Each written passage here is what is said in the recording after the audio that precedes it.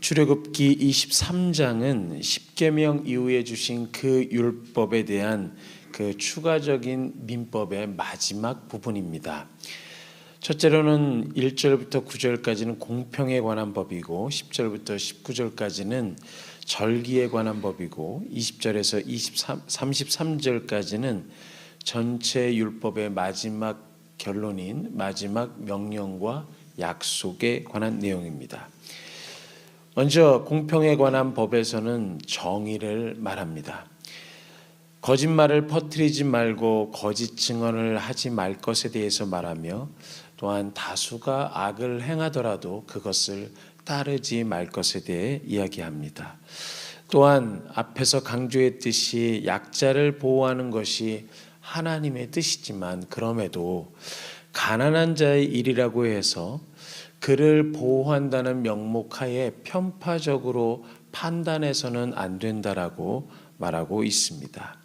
이 공평, 곧 정의의 원리는 원수를 대상으로 해서도 지켜져야 한다고 말합니다.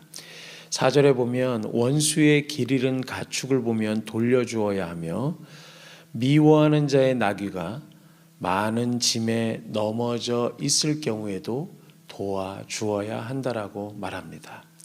또한 이 공평과 정의의 원리는 약자에게도 지켜져야 합니다. 송사를 담당하는 판사는 가난하다는 이유로 감정적으로 행동하면서 정의에 반하는 모습을 보여서는 안 된다라고 합니다. 또한 7절에 보면 거짓을 멀리해야 하며 무죄한 자와 의로운 자를 죽이는 그 오류를 범해서는 안 된다라고 말합니다. 마지막으로 9절에서 공평과 정의의 원리는 이방 나그네에게도 적용돼야 한다고 합니다. 죄인을 구원하실 때에도 하나님께서는 이 공평에 관한 법을 지키시기 위해서 독생자를 십자가에 내어 주셨습니다. 그렇게 죄의 삭시 사망이라는 그 법칙을 지키신 것입니다. 다음으로는 10절부터 19절까지 절기에 관한 그 법에서는 바로 구별을 말하고 있습니다. 안식년과 안식일 그리고 무교절, 맥추절, 수장절을 지킬 것을 명령하셨습니다.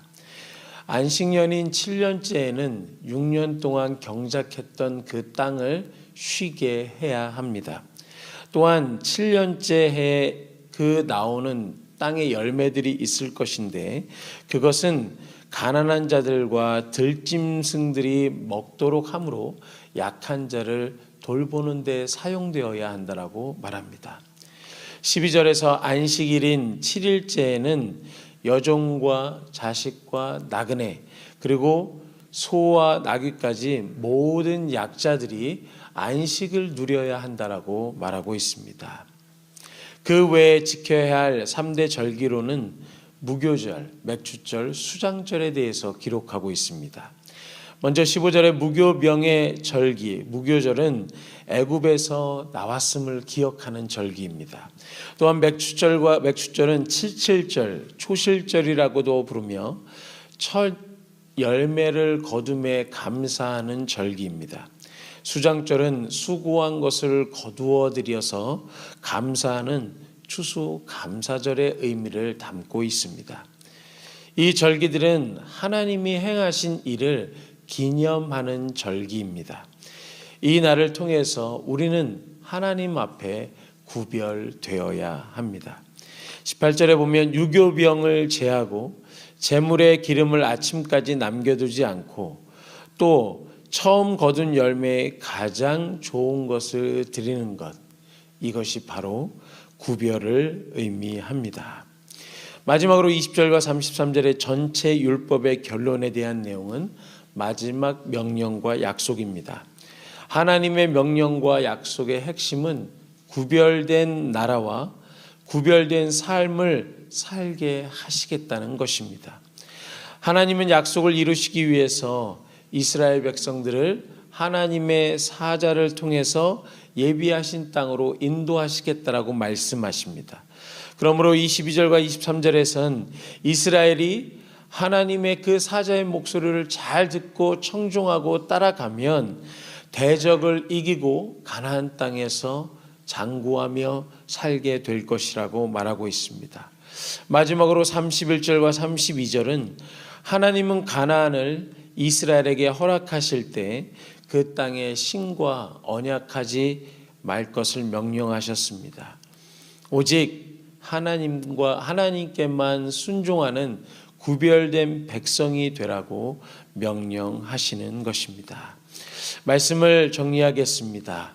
하나님께서는 누구에게나 공평한 그 하나님의 명령을 적용하시길 원하셨습니다.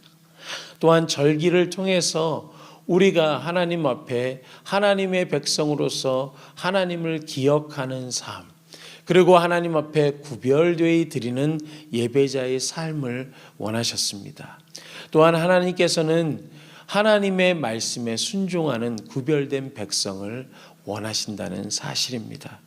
오늘도 우리가 살아갈 때 하나님의 말씀을 따라 우리의 감정에 치우친 삶이 아니라 하나님의 말씀에 집중하여서 그 말씀을 따라 정의로운 삶을 살기를 바라고, 또한 하나님의 백성으로서 우리가 하나님을 기억하는 삶을 살기를 바라고, 또한 하나님의 백성으로서 하나님의 구별된 백성의 특징인 하나님의 명령과 약속에 순종하는 삶을 살아가는 저와 성도님들이 되시기를 간절히 소망합니다.